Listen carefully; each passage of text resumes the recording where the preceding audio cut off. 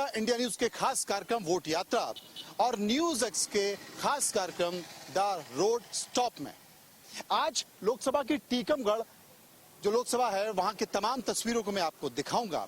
मैं आपको ये भी बताऊंगा कि यहाँ पर क्या परेशानी है, लोग किस तरीके से जद्दोजहद कर रहे हैं, क्योंकि बुंदेलखंड का वो इलाका बड़ा पथरीला है, बड़ा तकलीफदेह है। सालों से यहाँ पर बातें तो हुई हैं, लेकिन यहाँ भ्रष्टाचार भी चरम पर है, बेरोजगारी भी चरम पर है और पलायन भी चरम पर है। तो मेरे साथ चलिए टीकमगढ़ लोकसभा, मैं आपको दिखाता हूँ कि क्या है यहाँ की तस्वीरें और क्या है यहाँ लोकसभा 2024 की कहानी।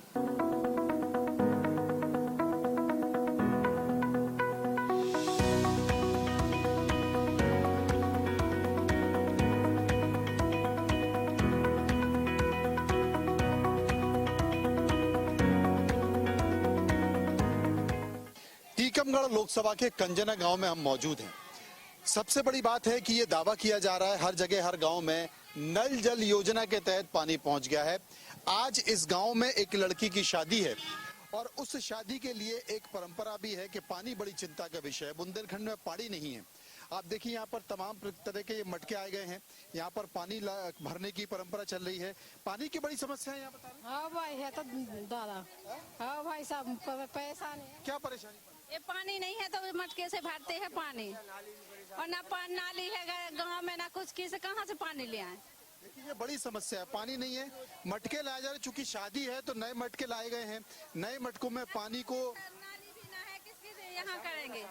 हाँ, इसलिए पानी और नाली कर दो तो सबसे अच्छी बात है। सबसे अच्छी बात, पानी एक बड़ी समस्या। तो ये मटके लाए गए हैं, मटकों को भरा जा रहा है। शादी के लिए पानी इकट्ठा किया जा रहा है। घर में नल नहीं है, पानी नहीं आ रहा। घर में नहीं है नल, जमीन तो लिया जा रहा है। तो नेताजी तो वोट मांगने आ जाते हैं।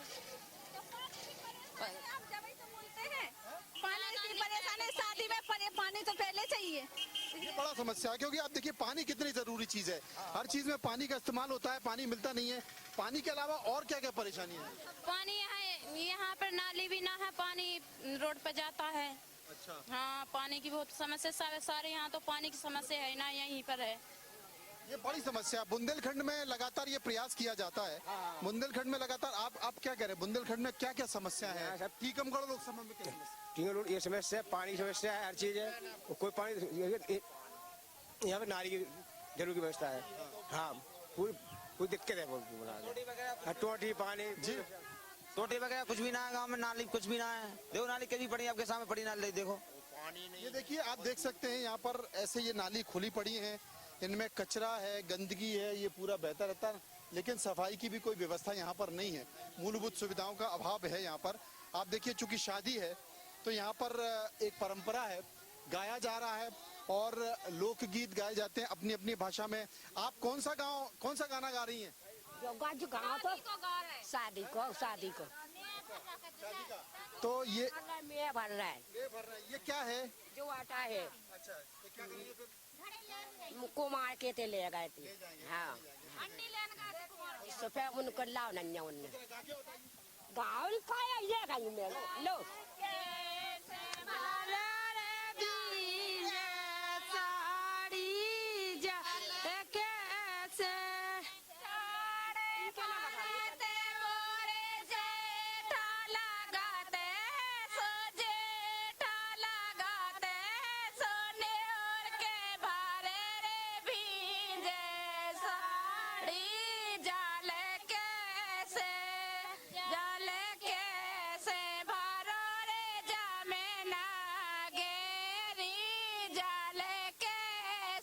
देखिए गाने के जो बोल हैं वो गाने के बोल हैं कि जल कैसे भरूं मेरी जहाँ मैं लाके नहीं। इसका मतलब क्या हुआ? गहरी है तो कैसे भरे हम पानी? इसका मतलब क्या हुआ?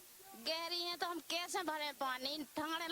ससुरा ठाड़े हम घूंघट में कैसे भर पे पानी? देखिए ससुर खड़े हैं, जेठ खड़े हैं, हम घूंघट में कैसे पानी भरे? पानी बड़ा संकट है। बुंदेलखंड जो मध्य प्रदेश उत्तर प्रदेश का बुंदेलखंड है, टीकमगढ़ लोकसभा है, उसमें पानी का बड़ा संकट है। ये पानी का संकट, ये कहा जा रहा है कि साहब नल जल योजना है, हर घर में नल पहुंच रहा है, पानी आ रहा है। पानी है ही नहीं है, घर घर साफ पानी है ही नहीं है। बाहर से यहाँ आते हैं हम लोग भर, एक हेड पंप है, वही पे भीड़ मची रहती है पूरा गाँव वही। हाँ, अच्छा, ये भी कहा जाता है कि बुंदेलखंड में बुंदेलखंड के जो लोग हैं सबसे ज्यादा पलायन होता है, बाहर जाते हैं लोग मजदूरी करने के लिए, ये सही है क्या?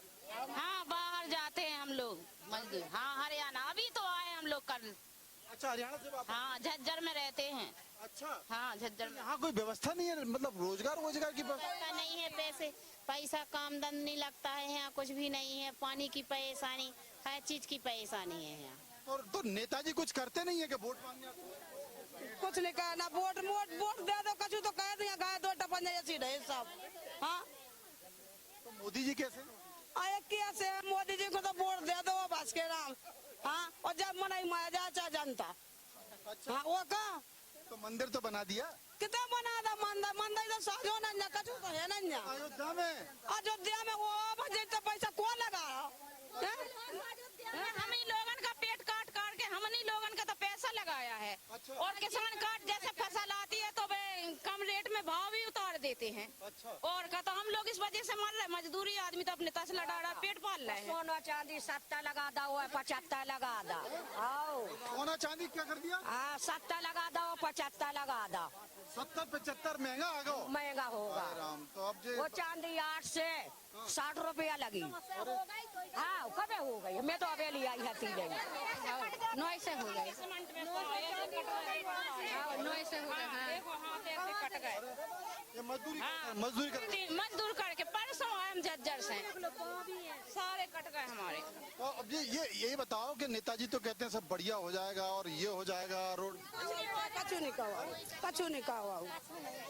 गाँव जो है वो वैसे ही है, शहर एकदम बन रहे हैं। एकदम बनगा से है तो शहर बन रहा है। तो आपकी 3 लड़की है हमारी, सब तो हम तसला डाड़ा शादी कर रहे हैं। हम कहते हम साधन दे, भी तो कुछ साधन न दिया हम लोगन को। देखिए ये बड़ी परेशानी है, ये छोटे छोटे शहर, छोटे छोटे जो गांव हैं वहाँ से लोग निकलते हैं मजदूर। बड़ी समस्या है कंजना गांव में, पूरी समस्या है यहाँ पे। समस्या ही समस्या है। ये वो तमाम महिलाएं हैं, तमाम लोग हैं, यही मजदूरी करते हैं हरियाणा में, दिल्ली में, दूसरी जगह जाके।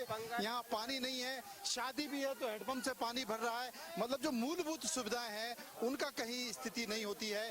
कैमरामैन दिनेश के साथ मैं मनोज बनू, आपको तमाम और तस्वीरों को दिखाऊंगा। आपको लिए चलता हूँ एक और गांव में और दिखाता हूँ टीकमगढ़ लोकसभा की हकीकत। एक परेशानी और है, प्रधानमंत्री आवास। अच्छा, एक परेशानी और है, प्रधानमंत्री आवास और शौचालय जिसका जिक्र ज्यादा किया जाता है। प्रधानमंत्री आवास में हमारी तो लेटरिंग नहीं भी बनी हमको, इनका शौचालय भी नहीं बना है। प्रधानमंत्री आवास क्यों नहीं बनता? नहीं मिलता है वैसे, जब 10,000 रुपए देंगे जब मिलता है। 10,000 रुपए देने पड़ते? हाँ, पहले लेते हैं एक्स्ट्रा में। रुपया भी ले ला फिर भी नहीं मिलो। पैसा ले लिए, पैसा ले 10,000 नहीं मिला ना, नहीं मिला ना, नहीं मिला बोल नहीं मिले। कहाँ पता भाई साहब, तो शिकायत नहीं की कलेक्टर को? अभी तक की को ना, मंत्री को नहीं की? नहीं की सर, विधायक को नहीं किया? नहीं किया, सांसद को नहीं किया? की सुनते नहीं है। तुम क्या खाए आए ना, देखो जो डो क्या हो गया? पुरानो डो को पूछो क्या खाए आए तुम, सहायता क्या तो कहो। हाँ, तो ये अब टूटी नहीं टपन, देखो मार देता है। चलो हम दिखा दे तो प्रधानमंत्री आवास नहीं, कुछ नहीं। सांसद से नहीं गई? कोई नहीं सुनते हैं भाई साहब। सांसद भाग गए तो अब वोट नहीं दोगे क्या? हमें नहीं देना वोट, कछु नहीं देना हमें, जब हम कछु ही नहीं है तो कहाँ दे वोट? हमारे को वोट मिल जाए, मंत्री बन जाए, बस एक हेड के लिए हमारे को वोट मांगने को आएंगे और फिर कोई नहीं आएगा, ना विधायक आता है ना कोई सांसद आता है। कोई नहीं आता है इधर गाँव में। चलो सर हम गए बता तुम्हें। ये बड़ा समस्या है, वोट मांगने के लिए नेता आते हैं, पैसा कहते हम दे रहे पैसा, लेट आंगन के पैसा निकाला जगह फूट जो मजदूर का घा बनवा बेकार पैसा वोट आन के लाने आया है, वोट दे दो हमें बस। आपको लिए अभी तक शौचालय के लिए पैसा नहीं मिला? नहीं मिलो। अच्छा, कोई नहीं दिया है पैसा ना बनवाए। अदम गोडबी का एक शेर है, तुम्हारी फाइलों में गांव का रंग गुलाबी है मगर ये आंकड़े झूठे हैं और ये सब दावे किताबी। वही स्थिति टीकमगढ़ के इस गांव में दिखाई दे रही है। यह है यहाँ की हकीकत। टीकमगढ़ लोकसभा क्षेत्र जहां से बीजेपी के वीरेंद्र कुमार हैं, 6 बार के सांसद हैं, 7वीं बार टिकट मिला है, केंद्र सरकार में मंत्री हैं और उनके सामने कांग्रेस के युवा नेता पंकज अहिरबार खड़े हुए हैं।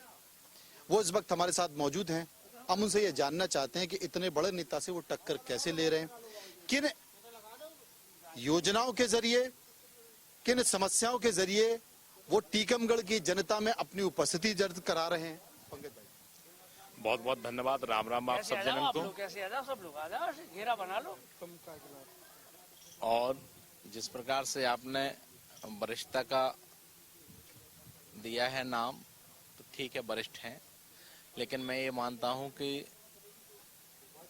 राजनीति में महत्वपूर्ण चीज है जनता का आशीर्वाद, और बदलाव की लहर है। यह देवतुल्य जनता जिसको चाहेगी उसको जिता सकती है, इसमें कोई अजय नहीं है, कोई अमर नहीं है। और चाहे सीनियर लीडर हो और चाहे जूनियर हो, केवल और केवल इनके आशीर्वाद पर डिपेंड है। और इस बार इस क्षेत्र की जनता ने, देवतुल्य हमारे जो वोटर्स हैं, सभी ने मन बना लिया कि हमें लोकल के अपने युवा प्रत्याशी को, क्षेत्रीय प्रत्याशी को वोट देना है। मैं पूरे लोकसभा क्षेत्र में घूम रहा हूँ। एक तो पूरे बुंदेलखंड की स्थिति ही बड़ी अजीब है, क्योंकि चाहे वो उत्तर प्रदेश हो या मध्य प्रदेश हो, दोनों जगह का जो बाकी के इलाके हैं उनका विकास तो बहुत हुआ है। वहां पर रोजगार भी हुआ है, औद्योगिकीकरण भी हुआ है, तमाम सारी योजनाएं भी आई हैं, लेकिन दोनों इलाके का जो बुंदेलखंड है वो बड़ा पिछड़ा रहा है। इसके पीछे का कारण क्या रहा है? ना कांग्रेस की सरकार बहुत ज्यादा कुछ कर पाई जब आपकी सरकार थी, ना बीजेपी की सरकार उतना उपस्थिति दर्ज कर पाई। देखिए, हमें इस सीट पर बहुत कम मौका मिला है, और करीब 30 से 35 साल हो गए हैं। उस समय में शायद सत्यव्रत चतुर्वेदी जी थे यहाँ से सांसद, उसके बाद हमें मौका नहीं मिला है। निरंतर भाजपा की सांसद रहे हैं, उनकी गवर्नमेंट भी लगातार 10 वर्ष हो गए हैं उनको, इसके पहले भी गवर्नमेंट थी। तो जो क्षेत्रीय में हमारे जो स्थापित नेता रहे हैं उन लोगों ने काम नहीं किया, ना प्रयास किए, क्योंकि ये बुंदेलखंड का जो अंचल आता है इसमें सबसे ज्यादा हमारा इस क्षेत्र से पलायन करता है व्यक्ति, और उसका मुख्य उद्देश्य ये है कि रोजगार उपलब्ध नहीं है। रोजगार उपलब्ध कराने की जिम्मेदारी जो यहाँ के निर्वाचित जो क्षेत्र से जो जीत के जा रहे हैं सांसद महोदय, उनकी होती थी, लेकिन वो किसी प्रकार का कोई भी इस रोजगार दिलाने में सफल नहीं हुए। आप क्या क्या वादे कर रहे हैं जनता से? देखिए, हमारा महत्वपूर्ण चीज है कि हमें इस पूरे क्षेत्र के एक एक गांव से, एक एक गली से हमें वाकिफ हैं, हम जानते हैं। हमारे युवा साथियों के छोटे छोटे से कार्यक्रम में हम जाते आते रहते हैं। महत्वपूर्ण चीज इस क्षेत्र से है कि ना तो हमारे यहाँ मेडिकल कॉलेज की कोई सौगात है, और निरंतर कई समाज सेवियों ने करीब 10 साल से मांग उठा रहे हैं। तो सबसे पहले प्राथमिकता है कि मेडिकल कॉलेज इस जिले में प्रथम धरातल पर हम लाने का प्रयास करेंगे। दूसरी चीज रोजगार, हम छोटे छोटे से लघु उद्योग स्थापित करके और युवा भाइयों को रोजगार स्थापित करने का प्रयास करेंगे, क्योंकि ट्रेन की सुविधाएं हमारे यहाँ काफी समय से प्रयास चल रहा था, तो हो चुकी हैं। तो कुछ क्षेत्र में अगर उनका भी रूट चेंज करना पड़े तो उसमें भी हम लोग प्रयास करेंगे। छोटे छोटे से गांव हैं, उसमें लाइट की व्यवस्था ठीक तरीके से नहीं है, पानी की व्यवस्था ठीक तरीके से नहीं है, रोड सड़कों की व्यवस्था नहीं है, तो इस पर भी हम काम करने के लिए तत्पर हैं। और सबसे बड़ा हमारे कृषि के क्षेत्र में हम काम करना चाहते हैं, ताकि हमारे जैसे एक बुंदेलखंड पैकेज के नाम से एक हरपुरा नहर के नाम आई थी, वो आज भी भ्रष्टाचार के भेंट चढ़ गई हो, उसको चालू करके हमारा ये बड़ा विषय है। बुंदेलखंड जो पैकेज है उसमें बता रहे हैं कि हर योजना में भ्रष्टाचार हुआ है, हर चीज में भ्रष्टाचार हुआ, लेकिन उस तरीके से कांग्रेस उठा नहीं पाई, विधानसभा में भी नहीं उठा पाई और सड़क पर भी नहीं उठा पाई। देखिए, वर्तमान में भाजपा ने ऐसा माहौल निर्मित कर दिया है कि जो व्यक्ति मुद्दों को उठाता है तो उस पर किसी न किसी प्रकार के आदमी को उठा लिया जाता है, सर प्रकरण लाद दिए जाते हैं और प्रकरणों में फंसा कर उनको फंसा दिया जाता है, तो व्यक्ति नहीं कर पाता है। लेकिन जनता सब जानती है, जनता के बीच में कौन काम कर रहा है, कौन नहीं कर रहा। तो राहुल गांधी तो कह रहे हैं कि हम डरते नहीं है, ना हमारे कार्यकर्ता डरता है। हम नहीं डरते, ना हमारे कार्यकर्ता डरते हैं, लेकिन प्रशासनिक जो प्रक्रिया है उसमें तो मजबूर हो जाते हैं ना लोग। जैसे किसी भी व्यक्ति पे आपने FIR कर दी तो कोर्ट का नियम है, थाने की जो प्रक्रिया है उसके अनुसार तो फंस जाता है ना व्यक्ति। डरने की बात मनोबल की है, तो मनोबल से हम लोग नहीं डरते। 2 बड़े मुद्दे हैं जिन मुद्दों पर देश के प्रधानमंत्री चुनाव लड़ रहे हैं, बीजेपी का हर कार्यकर्ता लड़ रहा है, वो राष्ट्रवाद और राम मंदिर। सामना कर पाएंगे? क्यों नहीं सामना कर पाएंगे। राम मंदिर की महत्वपूर्ण चीज है कि जैसे राम मंदिर किसी व्यक्ति विशेष का बनाया तो है नहीं है, हम आपकी जितनी भी सामर्थ्य थी 1-1 रुपया चंदा करके हम आपने वहां पर दिया है। और उसके अलावा भी राम, अब वो कहते हैं कि जो राम को लाए हैं, हम तो ये कहते हैं कि भगवान को कोई नहीं ला सकता, भगवान हमें लाए हैं। हम कैसे मान लेंगे? वो तो भगवान ही को कह रहे हैं कि हम भगवान को लाएं, ये तो संभव है तो रामलहर को असर नहीं कर पाएगी। नहीं। क्यों असर करेगी? क्योंकि मंदिर उनने अधूरे बने। मंदिर में जब हमारे महत्वपूर्ण जो शंकराचार्य जी हैं, उन्होंने जब आपत्ति उठाई तो हम कौन हो सकते हैं ऐसा निर्णय लेंगे? वो तो अपना राजनीतिक फायदे के लिए कुछ भी कहते रहते। कुल मिलाकर पंकज अग्रवाल कह रहे हैं कि राम की लहर नहीं है, स्थानीय मुद्दों पर, जमीनी मुद्दों पर ये चुनाव होगा, लोकसभा का चुनाव होगा, जिसमें बिजली है, पानी है, सड़क है, टीकमगढ़ लोकसभा के क्षेत्र का विकास है, पलायन को रोकने का कारण है, बेरोजगारी एक मुद्दा है। इन तमाम मुद्दों के बीच ये चुनाव होगा, लेकिन फैसला जनता करेगी 2024 में कि कौन जीतेगा। लोकसभा चुनाव 2024 चल रहा और ऐसे में मोदी कैबिनेट के सदस्य जो खास चेहरा है, टीकमगढ़ से लोकसभा के सांसद भी हैं, लोकप्रिय माने जाते हैं, 7 बार के सांसद हैं और 8वीं बार पार्टी ने उन्हें टिकट दिया है। 2 बार वो केंद्रीय मंत्री रह चुके हैं। इस बार मोदी जी ने उन्हें अपने साथ शामिल किया गया है। वीरेंद्र कुमार जी, एक बड़ा लंबा अरसा हो गया, आपको हराने की कोशिश तो की जाती है लेकिन आप हारते नहीं है, तो ये आपकी जिद है, कार्यकर्ताओं का प्यार है, क्या है ये भारतीय जनता पार्टी का एक परिवार है और भारतीय जनता पार्टी के परिवार में शीर्ष नेतृत्व के द्वारा जो निर्णय लिया जाता है, हमारे यहाँ बूथ स्तर तक का जो कार्यकर्ता है, जब बूथ स्तर तक का कार्यकर्ता, फिर मंडल, जिला, ये सब जब सामूहिक रूप से लड़ाई लड़ते हैं तो लोकसभा का चुनाव व्यक्ति नहीं लड़ता है, लोकसभा का चुनाव परिवार लड़ता है।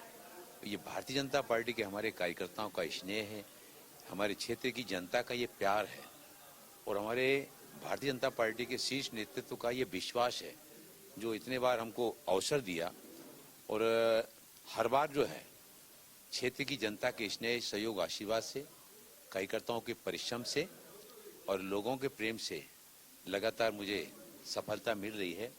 इस बार तो आदरणीय पंतप्रधान जी के नेतृत्व में मेरे क्षेत्र सहित पूरे देश में जो वातावरण बना हुआ है, हम लोग जब जनता के बीच में जा रहे हैं तो ऐसा लगता है कि भारतीय जनता पार्टी का कार्यकर्ता पीछे है और समाज आगे चल पड़ा है मोदी जी को फिर से देश का प्रधानमंत्री बनाने के। आप मानते हैं कि इस बार के चुनाव में धर्म काफी महत्वपूर्ण भूमिका अदा कर रहा है?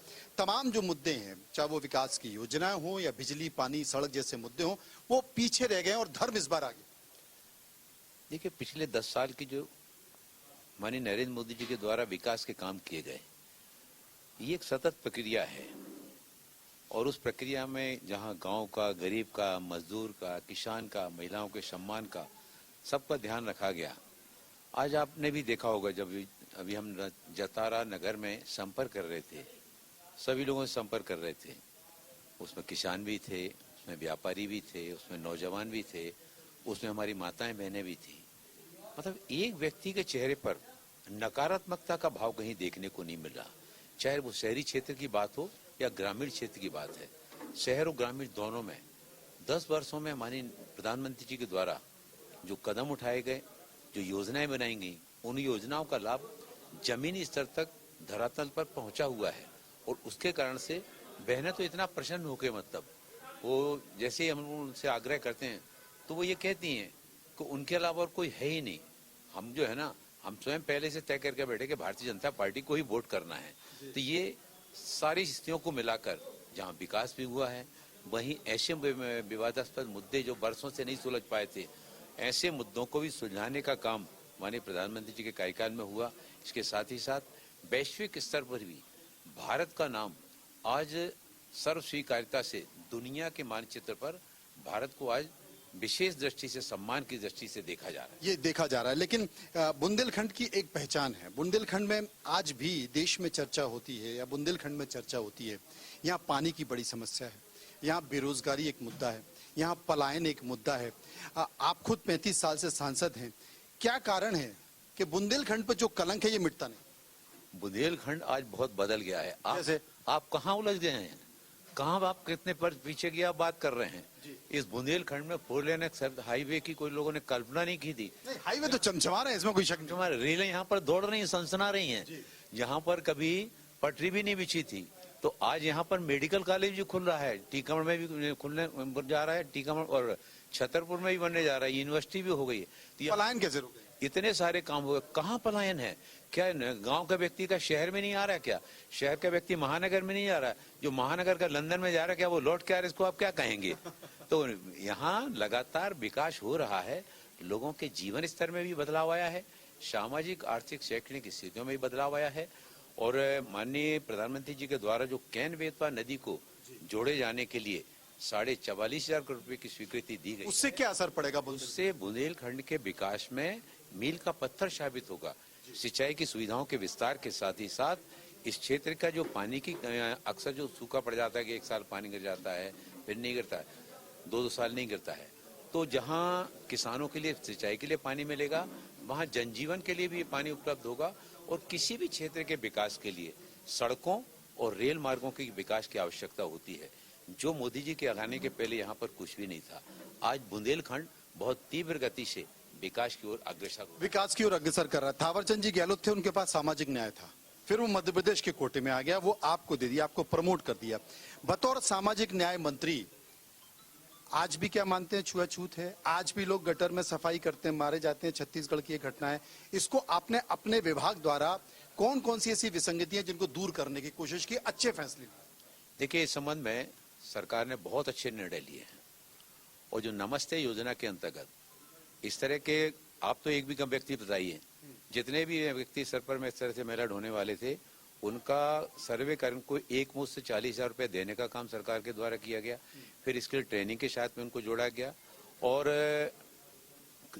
क्लीनिंग के काम को भी जो आज कर रहे हैं, तो उनको टेक्नोलॉजी के साथ में जोड़ने का काम किया गया। उसमें सब्सिडी देने का काम भी किया जा रहा है ट्रैक्टर के लिए, और मशीनी करते हैं सफाई व्यवस्था के साथ जोड़ने के लिए, उसमें हम सब्सिडी देने का काम भी किया जा रहा है। तो वहां पर भी एक बहुत बड़ा व्यापक बदलाव आया है। और स्किल ट्रेनिंग से जोड़ने के बाद वो अपना काम प्रारंभ करें, उसके लिए राष्ट्रीय सफाई कर्मचारी वित्त विकास निगम से, अनुसूचित जाति वित्त विकास निगम से सरकार के द्वारा इसमें काफी पहले की गई हैं। और उनके द्वारा निर्मित सामग्री की बिक्री के लिए भी वो भी स्टार लगा करके, ताकि उनके आर्थिक सशक्तिकरण के काम को आगे बढ़ाया जा सके। बहुत ज्यादा ऐसे मुद्दे नहीं है, लेकिन जो विपक्ष के उम्मीदवार है वो ये कह रहे हैं कि साहब वीरेंद्र कुमार जी बड़े सहजता के प्रति अपना व्यवहार दिखाते हैं लोगों के प्रति।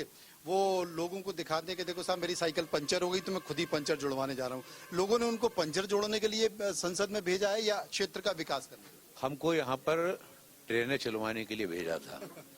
कांग्रेस ने 60 साल में पटरी नहीं बिछाने का काम कर पाई, वहां पटरी भी बिछी, विद्युतीकरण भी हुआ, और इतनी बड़ी मात्रा में ट्रेनें चल रही हैं, इतनी बड़ी मात्रा में 4 लेन एक्सप्रेस हाईवे एक बना, दूसरा कानपुर से और नागपुर, उसका काम प्रारंभ हो गया।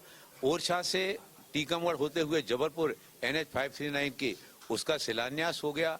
कितने सारे काम यहाँ पर हुए हैं। कांग्रेस ने 60 साल में अगर ये किया हुआ था तो रसातल में नहीं जाते। मैं लगातार 3 बार से चौथी बार जा रहा हूँ। कांग्रेस अगर होती ना तो आज वो 5 भी नहीं जीता पार्लियामेंट, तो बहुत दूर की चीज है। कार्यकर्ता से पूछते हैं, इस बार अगर वीरेंद्र जी जीते तो क्यों जीतेंगे? वीरेंद्र जी ने विकास किया है हमारे जिले में। पहले ट्रेनें नहीं थी, पटरी नहीं थी, आज पटरी है। और सबसे बड़ी गर्व की बात एक है कि हमारे यहाँ से टीकमगढ़ से वंदे भारत एक्सप्रेस जो चल रही है, वो आदरणीय हमारे सांसद जी की देन है। जो हमें 12 घंटे दिल्ली पहुंचने में लगते थे, आज हम 6 घंटे में दिल्ली। आपने कई लोगों को बीजेपी में भी ज्वाइन कराया, कौन कौन से वो लोग हैं जरा मैं जानना चाहता हूँ। आप ये बताइए कि आज आपको मंत्री जी ने बीजेपी में ज्वाइन कराया है, क्यों कराया? आप इतने प्रभावित क्यों हो गए इनसे? देखिए, मेरा अगर व्यक्तिगत आप पूछे, मैं एक रिटायर्ड बैंक ऑफिसर हूँ और मीडिया में भी रहा हूँ लंबे समय तक, साहित्यकार हूँ, यहाँ का एक बुजुर्ग नागरिक हूँ।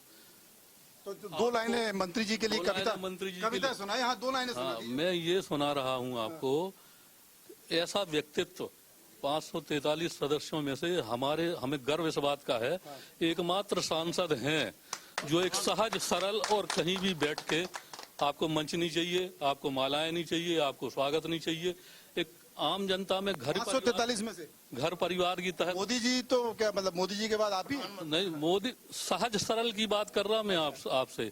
आप कहीं भी बैठ के, लोगों के बीच में बैठ के, जो जन चौपाल है ना आपकी, उसके माध्यम से आपने एक अपना एक अलग, आपने जो कहा सबसे सहज सरल, और दिल्ली में भी इस बात की चर्चा होती है, कैबिनेट में भी होती है, संसद में भी होती है। मैं खुद गवाह हूं क्योंकि मैंने खुद देखा 50 ऑटो वाले आप ट्रेन से उतरते हैं तो 50 ऑटो वाले